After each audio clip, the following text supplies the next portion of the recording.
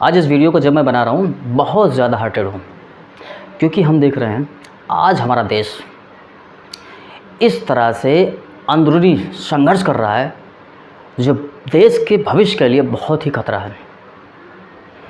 आज हम देख रहे हैं सरकार की कुछ स्कीम, कुछ योजनाओं से देश के युवा खुश नहीं हैं, उन्हें पर कोई प्रसन्नता नहीं है, तो उसका वो विरोध कर रहे हैं।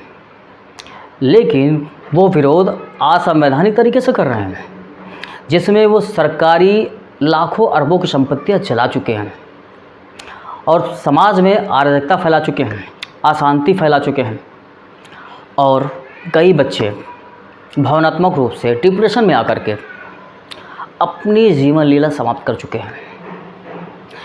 अरे मेरे भाई, सब पढ़े लिखे हो, योग्य लोग हो, देश के युवा हो, आप पर ही देश का भविष्य टिका हुआ है, तो आप कोई भी प्रतिरोध या विरोध सरकार के प्रति संवैधानिक तरीके से क्यों नहीं करना चाहते?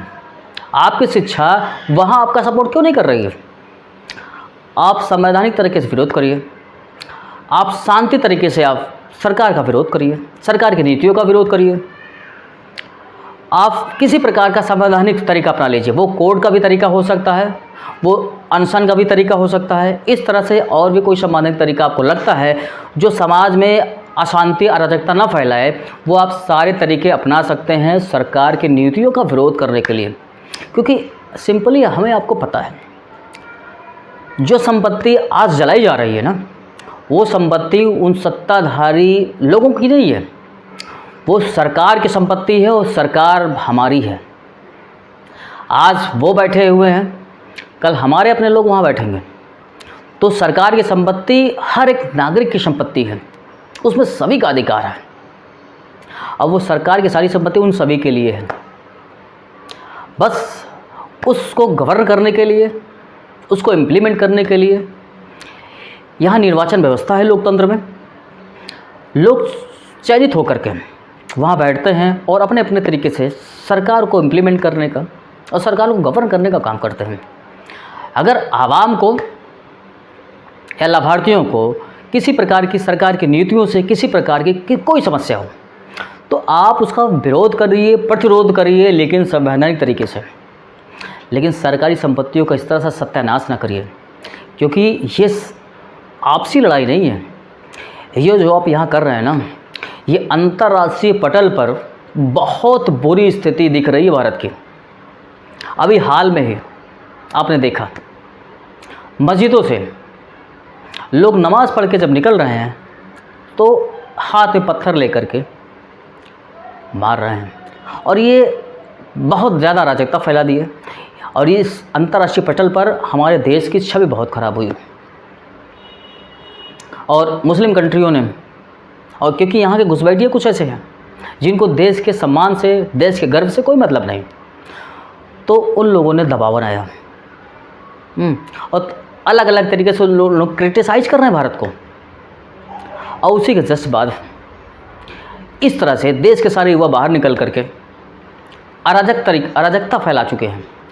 तो मेरे भाई, आप सभी लोग ही देश का भविष्य हैं, और इस तरह से संविधान को तोड़ करके, संविधान की मर्यादा का ना पालन करके, यदि हम ही नहीं कर रहे हैं, हम दूसरे फ्रंट को या सरकार को हम सिखा रहे हैं, सरकार संवैधानिक एजेंसियों को असंवैधानिक तरीके से उसका यूज कर रही है, संविधान का पालन ही नहीं सरकार कर रही है। हम बार बार उसको टोक रहे हैं, उंगली उधर दिखा रहे हैं, वो गलत कर रहा है, लेकिन ये 3-4 उंगलियां हमारी तरफ आ रही है, हम अपनी तरफ ध्यान नहीं दे रहे हैं। लेकिन जब हम कुछ काम करना शुरू करते हैं तो हम संविधान भूल जाते हैं। हम सारे काम संगठित होकर असंवैधानिक तरीके से कर रहे हैं।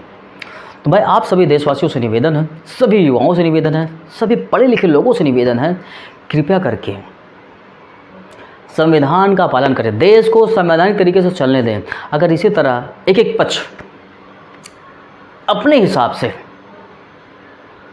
न्याय का आशा करना चाहेगा या न्याय लेना चाहेगा और असंवैधानिक तरीका यूज़ करेगा, प्रयोग करेगा, तो देश में संविधान तो वैसे ही ख़त्म हो जाएगा। तो वही पहले वाला ज़माना, मार काट के अपनी सारी सुख सुविधाएं पूरी करो। ना मानवता से किसी का मतलब होगा, ना किसी के अधिकार से मतलब होगा। जो ताकतवर होगा वही जंगल का नियम। तो क्या आप लोग चाहते हैं पढ़ने लिखने के बाद हम जंगली बन जाएं?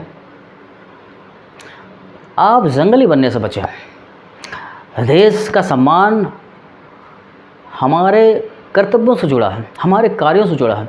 यदि हम सारे कार्य संवैधानिक तरीके से करेंगे तो देश का सम्मान भी बचा रहेगा और हम अपनी बात भी मनवा सकते हैं सरकार से।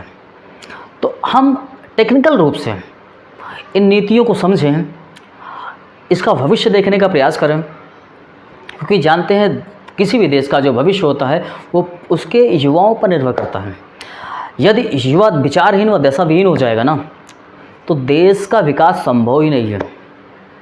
और ये हो जाएंगे तो जो हमारी राजनीति है, जो किसी भी देश को चलाने का जो प्लेटफॉर्म है, वो बद से बदतर हो जाएगा। तो उसको बचाने की जिम्मेदारी भी देश के युवाओं पर है, पढ़े लिखे। तो मैं चाहता हूँ आप सभी लोग सहयोग करें, देश को इस तरह से गर्त में जाने से बचाएं। मुझे आशा भी है और मैं वीडियो भी इसी मकसद से बना रहा हूँ कि आप सभी लोग कृपया करके अराजकता फैलाने से बचें और इस तरह का कोई भी कार्य न करें जिससे आपका और देश का सम्मान घटे। तो मैं इस छोटे से कथन के साथ, निवेदन के साथ इस वीडियो से अलविदा लेता हूँ। लेकिन साथियों, कृपया करके इस तरह से काम ना करें। बड़ा तकलीफ़ हो रही, बड़ा दुख है ये देख करके। जिस तरह से हम न्यूज़ पर, चैनलों पर हम लोग देख रहे हैं ना कि अरबों की संपत्ति किस तरह से सड़क पर लोग अराजक तक फैला चुके हैं। अब उसमें कुछ प्लानिंग भी होगी, कुछ लोग प्लान करके बैठे होंगे कि इस तरह से देश की स्थिति बना देनी है और हमारे देश के युवा उस प्लान का हिस्सा बनते जा रहे हैं। हमें उससे भी बचाना है। पत्थरबाजी मिशन एक प्लान है, देश की संपत्तियों को नाश करना, ध्वस्त करना एक प्लान है, देश को तोड़ने का, देश को कमज़ोर करने का। कृपया समझें, जो सरकारें हैं ये तालिबानी नहीं हैं और ये लोकतंत्र में बनी सरकारें हैं और इसको लोकतंत्र के तरीके से, इस व्यवस्था के तरीके से इस पर अपनी बातों को एक सही माध्यम से सरकारों तक पहुंचाया जा सकता है। और यदि हमारा फैक्ट या हमारी पोजीशन या हमारी जगह बेहतर होगी तो आज नहीं तो कल सरकार को उस बात को मानना ही पड़ेगा। यहाँ तानाशाह नहीं है। हाँ, थोड़ा सा विचारों का तालमेल न बनना ही है बस। लेकिन हम कई स्टेप पे बैठेंगे, बात करेंगे, अपनी बातों को स्पष्टता से रखेंगे और सरकार की बातों को भी सुनेंगे, तो बीच का रास्ता निकाल करके हम देश में शांति बना सकते हैं। ये हमारी और आपकी जिम्मेदारी है और हमें और आपको करना भी होगा। नहीं तो हम जंगली से ज़्यादा कुछ नहीं है। और पढ़ाई तो काले अक्षर भाई बराबर। डिग्री तो हमारे पास 95% की होगी, 80% की होगी, 99% की होगी, लेकिन हमारे मस्तिष्क का विकास बिल्कुल शून्य है। हम जानवर जैसा ही सोचते हैं कि हमें जो अच्छा लगता है हम वही करेंगे।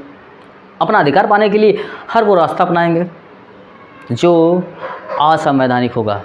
तो ये कहाँ से अच्छा है? कृपा करके इस तरह की घटनाओं को अंजाम देने से बचें। इसी के साथ मैं विदा भी लेता हूँ। अगली वीडियो में फिर मिलूँगा और आशा करता हूँ इस वीडियो का प्रभाव, इस वीडियो का संदेश कुछ लोगों तक पहुँच सके तो बेहतर होगा। जय हिंद।